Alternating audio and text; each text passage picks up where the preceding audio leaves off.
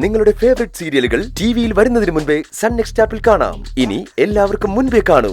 ഇപ്പോൾ തന്നെ Sun NXT app download ചെയ്ത് സബ്സ്ക്രൈബ് ചെയ്യൂ.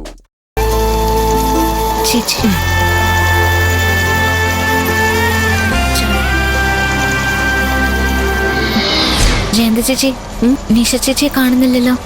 നിഷ ചേച്ചിയല്ല, CC ക്യാമറ. ആരെങ്കിലും രഹസ്യം പറയുന്നുണ്ടോന്ന് ഒളിഞ്ഞു നോക്കുന്നുണ്ടാവും. നിഷ ചേച്ചിക്കുള്ള ചായ ആ തയ്യൽ മെഷീന്റെ മുകളിൽ വെച്ചാ മതി.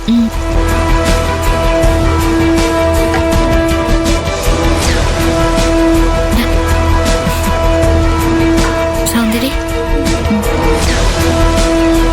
ചേച്ചി,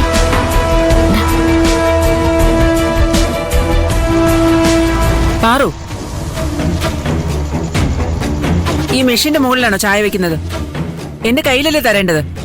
അല്ല, നിഷ ചേച്ചി ഇവിടെ ഉണ്ടായിരുന്നില്ലല്ലോ, അതുകൊണ്ടാ മെഷീന്റെ മുകളിൽ വെച്ചത്. ഞാൻ ഇവിടെ ഇല്ലെങ്കിൽ ഞാൻ വരുന്നത് വരെ കാത്തു നിൽക്കണം. അല്ലാതെ ഭിക്ഷക്കാർക്ക് കൊടുക്കുന്നത് പോലെ തോന്നിയെടുത്ത് വച്ചിട്ട് പോവല്ല വേണ്ടത്. തോന്നിയെടുത്താണോ പാറു ചായ വെച്ചത്? ചേച്ചിയുടെ തയ്യൽ മെഷീന്റെ മുകളിലല്ലേ വെച്ചത്? നിന്നോടല്ല ഞാൻ സംസാരിക്കുന്നത്. പക്ഷെ ഞാൻ പറഞ്ഞത് നിഷ ചേച്ചിയോട് തന്നെയാ. അഹങ്കാരം കുറയ്ക്ക് നിഷ ചേച്ചി. കരുണാകരൻ സാറിന്റെ ഗുഡ് ബുക്കിൽ കയറി പറ്റിയെന്ന് വെച്ച് ഇവിടുത്തെ ചെയർമാനോളം വളർന്നിട്ടില്ല ചേച്ചി. അതോർത്ത നല്ലതാ ചേച്ചി. ഇതിന്റെ പേര് അസൂയ. പിന്നെ കൂടെ ജോലി ചെയ്യുന്നവരുടെ പ്രാക്ക് മുഴുവൻ വാങ്ങിക്കൂട്ടുന്നത് കണ്ടിട്ടാണോ എനിക്ക് നിങ്ങളോട് അസൂയ തോന്നുന്നത്? കുറച്ചങ്ങ് അടങ്ങ് നിഷേ. നാളെ മുതൽ പാറു നിന്റെ കൈ തന്നെ ചായ തരും. ഇപ്പൊ ഇത് കുടിക്കേ. ആറി പച്ച വെള്ളം പോലെയായി. ഇതാണോ ഞാൻ കുടിക്കേണ്ടത്?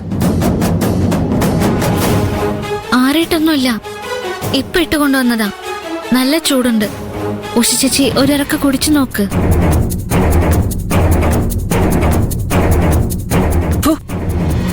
എന്ത് ചായയാടി ഇത്? ചൂടുമില്ല, കടുപ്പമില്ല, മധുരമില്ല.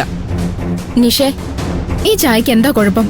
ആവശ്യത്തിന് ചൂടുണ്ട്, കടുപ്പമുണ്ട്, മധുരമുണ്ട്. നല്ല ചായ കുടിച്ച് ശീലമില്ലാത്തത് കൊണ്ടാ നീ ഇങ്ങനെ പറയുന്നത്. ഇതില് നല്ല ചായ കുടിക്കണമെങ്കിൽ മുന്തിയ വല്ല ഹോട്ടലിലും പോകേണ്ടി വരും. നിങ്ങളൊന്നും മിണ്ടാതിരിക്കുന്നുണ്ടോ? നിങ്ങൾ എന്തിനാ എവിടെ വക്കാലത്ത് പിടിക്കുന്നത്? ഞാൻ ആരുടെയും വക്കാലത്തൊന്നും പിടിച്ചിട്ടില്ല.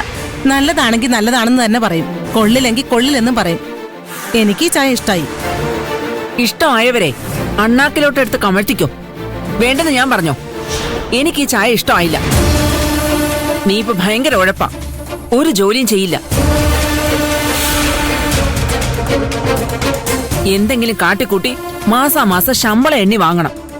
അതല്ലാതെ മറ്റൊരു ചിന്തയില്ല നിനക്ക്. അതൊന്നും ഞാൻ സമ്മതിച്ചു തരില്ല.